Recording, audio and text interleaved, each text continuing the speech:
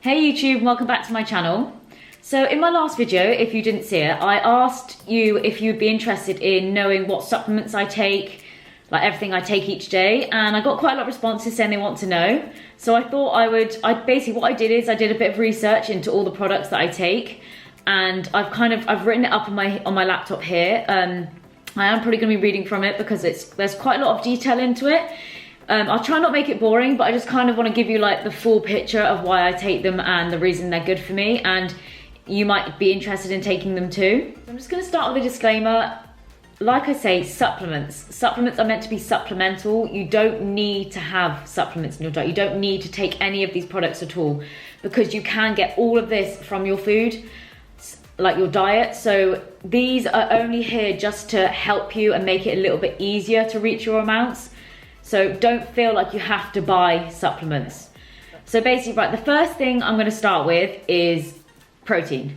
So here I have whey protein, Impact Whey protein, and I also have a vegan protein. So basically, there are many different types of protein, and studies have shown that whey protein and casein protein have the highest essential amino acid content, and they're the best at stimulating muscle protein synthesis. So basically, there's 9 essential amino acids that we all need, and studies have basically shown that whey and casein have the most. So this one here is a whey protein powder. The difference between whey and casein is that whey is a fast digesting protein and it activates protein synthesis a lot quicker, whereas casein is the exact opposite. It's a lot slower digesting, it goes over a longer period of time. So I personally use whey protein powder because it has a slightly higher leucine content, which is essential for protein synthesis and muscle building. So that's the reason why I use whey protein. I use it because it's convenient. So if I'm like busy or I've got work or something and I can't like cook lean protein from like normal food, I will have a protein shake just to be able to hit my protein target, my protein macro. It's just for convenience really.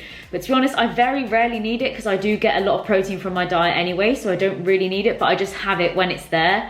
And also another tip, I do have it when I put it in my oats sometimes, so I do protein oats, and that's really nice. I like doing like a scoop of protein in with your oats, and that's like so nice. Like I said, I sometimes use vegan protein, although studies have shown that it doesn't stimulate protein synthesis as well as whey protein. However, research does suggest that you can compensate this as long as you're consuming adequate protein within your diet from like other vegan sources, and also that you're ensuring that you're getting all the 9 essential amino acids. So quinoa is got all the essential amino acids. So if you're a vegan and you want to use vegan protein, make sure you have it in your diet, and then maybe some quinoa and stuff like that, just to make sure you're having the full amino profile. And in terms of how much you need each day, well, there's lots of studies on it, and some people think, oh, eat loads and loads and loads of protein. But to be honest, if you eat too much, your body won't utilize it. So studies kind of say 0.7 to 1 grams per pound of body weight. Some people do have a little bit more, like 1.2 grams, 1.3 grams. I have quite a lot of protein in my diet, but that's just because I'm obviously recovering from an eating disorder. So, but if you eat too much, like I said, your body doesn't utilize it. So yeah, 0.7 to 1 gram for anyone who's like doing weight training, gym training, and just trying to build muscle generally. When to take? Well, I've seen lots of people who like lots of boys, sorry to be sexist, that bring their protein shake immediately after they've worked out and down it and stuff. But to be honest, that's actually a myth. You don't actually need to do that. So there's many different views on it, but over time I've learned that having a meal prior to the gym that contains lean protein is fine. Like, you don't need to have a shake immediately after the gym from that, because if you've had it before, it's fine. You can have your shake any time of the day if you're gonna have a shake. If you didn't have protein in your meal, it's recommended to have a shake before you work out, so make sure you've got some protein in your system. And the only time that it does matter that it's recommended to have a shake afterwards is if you train fasted. So that means if you haven't had a meal before and you've got nothing in your stomach, they do recommend to have a protein shake after a workout. So when it comes to casein, as I said, casein and whey are like proven to have the best amino acid profile. I don't have casein powder, but I do have Greek yogurt. So Greek yogurt is naturally high in casein, and it's recommended to have casein before you go to bed because it's slow digesting. It can work overnight, so it can help your muscles recover and just help them grow overnight. So every night before I go to bed, you know that I have my chili oats, which has Greek yogurt in it. So yeah, that's how I cover myself, so I don't need to buy casein powder. Overall, I very rarely use protein in my diet, as I prefer to prioritize my protein with my food, like say meat, like chicken or fish, that has the full essential amino acid profile, and you also get the added benefit of nutrients as well. So I only use protein powder when I really need it. It's like a necessity. So that's protein. On to the next thing. The thing I use is called creatine, and in my last video you see me making a drink with it.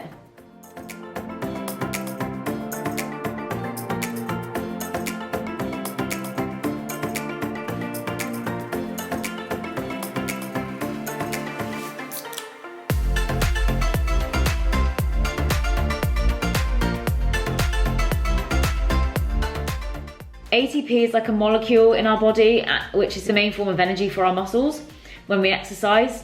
So when we deplete our ATP stores, we fatigue and we have to stop. But this is where creatine comes in. As it's already found in our bodies, it regenerates ATP to allow us to keep going and to get that extra rep. So further supplemented with creatine enhances our ability to regenerate ATP, and this allows our ATP stores to be better maintained during short, intense exercise, such as heavy weight training, which ultimately allows us to get that 1 or 2 extra reps, which in theory leads to greater strength improvements in the long run. So more weight being lifted results in more tension on the muscles and therefore a much larger stimulus for growth. So there are many forms of creatine on the market, but I personally take creatine monohydrate, which is shown to have the same and in some cases better effects than other types of creatine. Other types are just used for marketing and are a way for companies to make money, really. So you're best to can opt for creatine monohydrate if you want to use it. So creatine is also found in meat and fish, and because I don't have meat every day, I don't get enough creatine in my diet naturally. So studies show that people with low internal levels of creatine, e.g. vegetarians and people like me who don't eat very much meat, benefit the most by supplementing with creatine, so that's why I have it. Also, data shows that another benefit of taking creatine is improvement in memory and brain function, which is always a bonus. They kind of have different views on how much you should take each day. Like there's something you can like load creatine, basically where you do like a week of having like 20 grams a day and then you go down to 5 grams a day. Or you can just start with having 5 grams every single day. I personally have 5 grams every single day and I didn't do a loading phase. So that's creatine. And now on to my next one, which is actually a new thing, which I've only recently just started having. It's hydrolyzed collagen. First, what is it?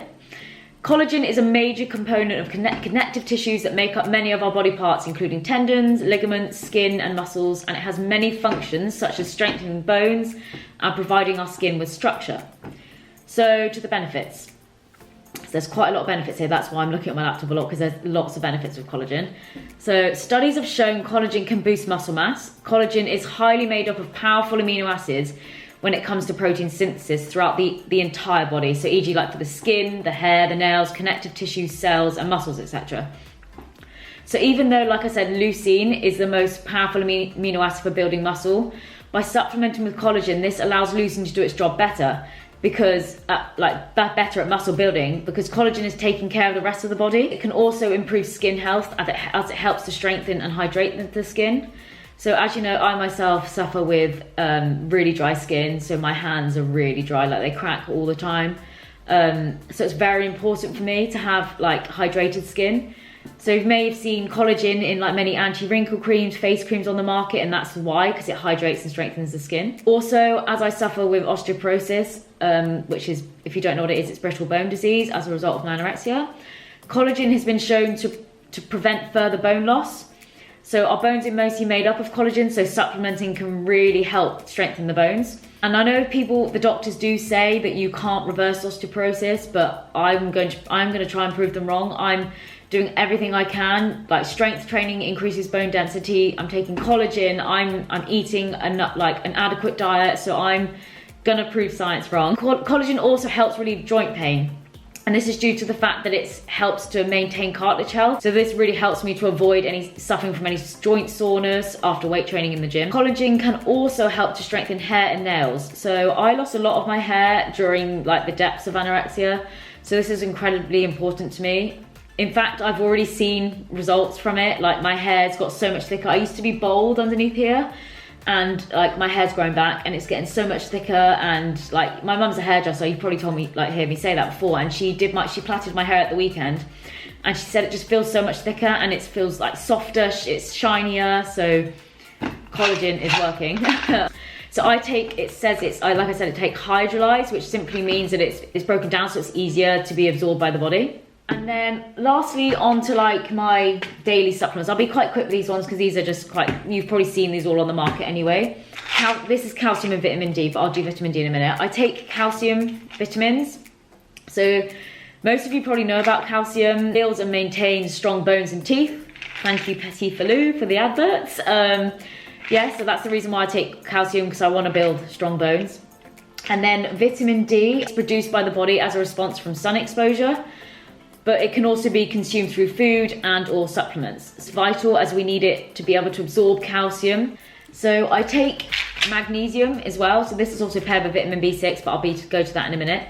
So magnesium is also important for bone formation and calcium absorption. So both calcium and magnesium help to prevent osteoporosis, and although I already suffer with it, I'm trying to do everything I can to reverse it. And then vitamin B6, the body can't create vitamin B6, so it must be obtained from foods and or supplements. It's essential for carbohydrate, protein and fat metabolism and the creation of red blood cells within the body. So yeah, that's the reason why I take vitamin B6. And then moving on to my last thing, this is a multivitamin and iron product. So multivitamins, obviously it's multivitamins, it's good to get them in. Like, I know I have loads of vegetables, but I just like to just make sure that I'm getting enough anyway, so I just take it, and it's got iron with it. And the reason I take iron is helping to prevent fatigue, improving the function of the immune system, which is actually important for me because when I was in hospital, I became neutropenic, which basically means your white blood cells become lower than a cancer patient.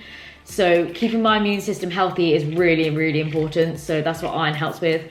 And it also helps improve muscle strength, as it helps provide the muscles with oxygen, allowing them to contract, so gains. So that is all the products I currently take at the moment. Sorry if I was looking at my laptop a lot, but I just wanted to give you like a proper scientific answer, because I didn't want to give you like a not really thorough thing, because I know people want the full information about it. And if you did enjoy the video, please give it a big thumbs up. And if you haven't subscribed, please subscribe to my channel, because it really, really does help me get out there. It just helps me get my message out to everyone, and it just helps my channel grow. And the support is just amazing. It makes me smile and it makes me want to keep going. So yeah, I really hope you enjoyed the video, and I'll catch you in the next one. Bye guys.